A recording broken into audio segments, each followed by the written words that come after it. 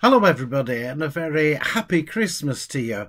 I'm glad that you're able to take a few moments out of today, if you are watching this on Christmas Day, to listen to a short reflection. Christmas Day undoubtedly is always a busy day. I think about what it used to be like when I was a child growing up. When we were very young, our parents used to decorate the house on Christmas Eve. That is, they put up the Christmas tree, hung a few baubles on and put the lights on, and hung up a couple of paper streamers. And that was as far as decorations went in those days. Far, far different to all the things that seem to adorn houses today. And on Christmas Day, we got a very modest stocking containing the same things every year. There was always an orange in the toe of the stocking. There was always a few silver coins, a few shiny coins in there. There was normally a comic, a matchbox car, and normally some form of sweets, like a packet of Swizzles or something like that in there. But then we would come downstairs for the big presents, and even they weren't anywhere near as grand as children seem to get today. And once the presents were opened, we'd have breakfast. Then we would go to chapel. And that was always part of Christmas Day. And because of where we lived, it involved quite a decent walk down the hill to the chapel in the village. And there we would share in the Christmas Day worship. And then we would come home. And that was the point, that we could then play with our new toys. We would have our dinner, and we would then see family during the rest of the day. But church was always an important part of our Christmas Day. And I remember my parents speaking to some folk who said, "Oh, we never come to church on Christmas Day. We're always too busy. There's always things to do. We've got the Christmas dinner to put on. We're serving 12 people today," and things like that.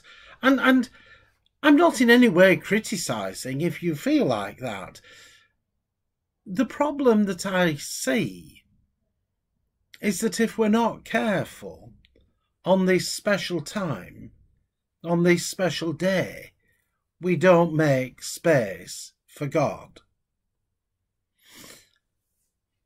This year, the Methodist Church has run a campaign during Advent.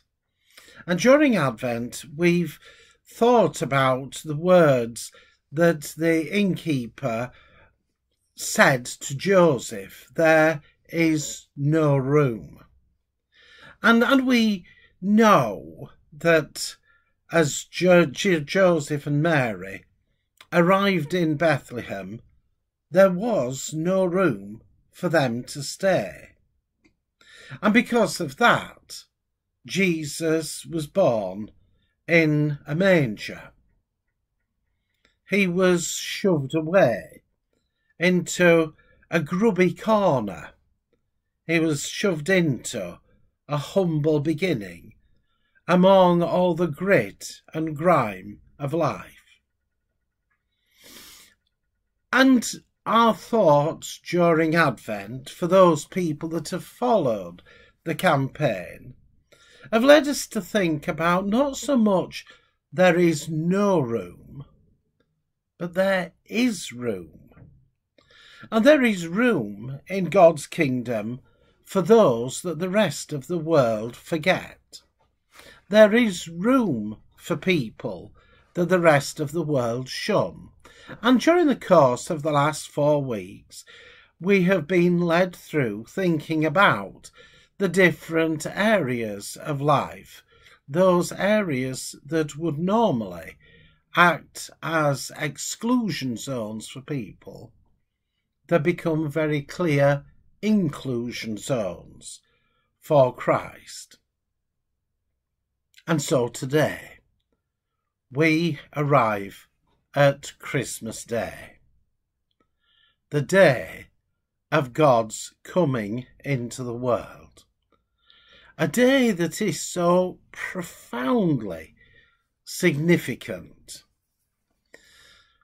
the day that God took on human form. And what space do we make for God? Among all the present opening, the time spent with family, the overconsumption of food and, for a lot of people, drink, the overindulgence in television programmes and the like, the sheer putting our feet up and chilling. If we're not careful, we celebrate this special day without giving any thought to God, without giving him any space when he gives us space. And I keep wondering, where do we see Christ in Christmas? And I think increasingly in the modern world, we see Christ in all the wonderful things that will be happening during the course of today. Homeless people being given a shelter, a hot meal, and a bit of company. Lonely people being gathered together on this special day, not sitting at home and eating their Christmas dinner, but being together with friends, being social. God's in that. God's in all the generous acts that go on in the world today. I remember talking once to somebody who took shoe boxes out to the orphan children in the Eastern Bloc countries. And he said it was only as we gave the shoe boxes to the children, containing some very meagre gifts, that I realised that I was giving them Christ in that box.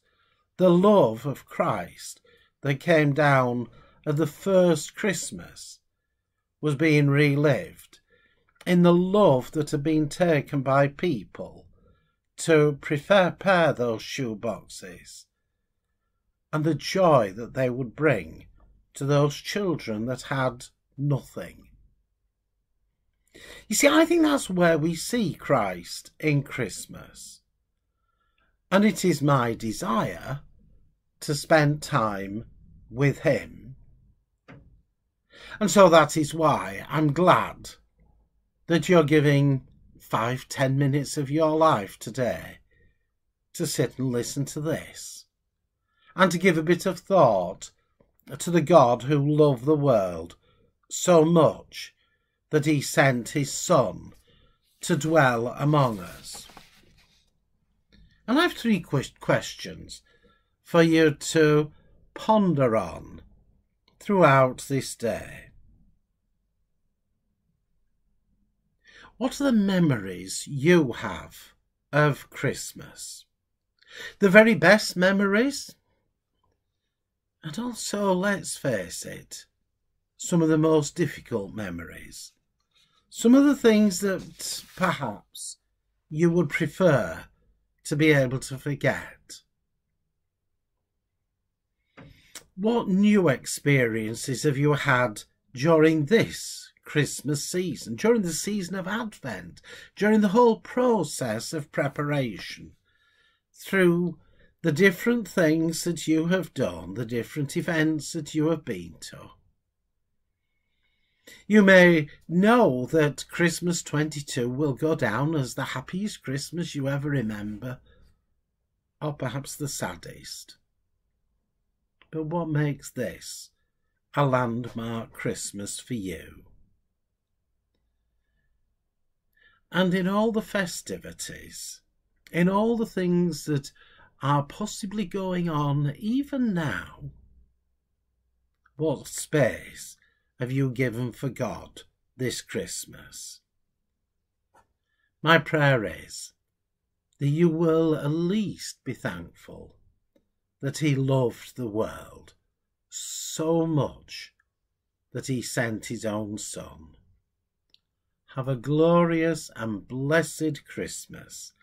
I hope you enjoy it, and I hope that it will be one of those Christmases which will be for you a joyful memory in the years to come. Goodbye for now. Enjoy. Amen.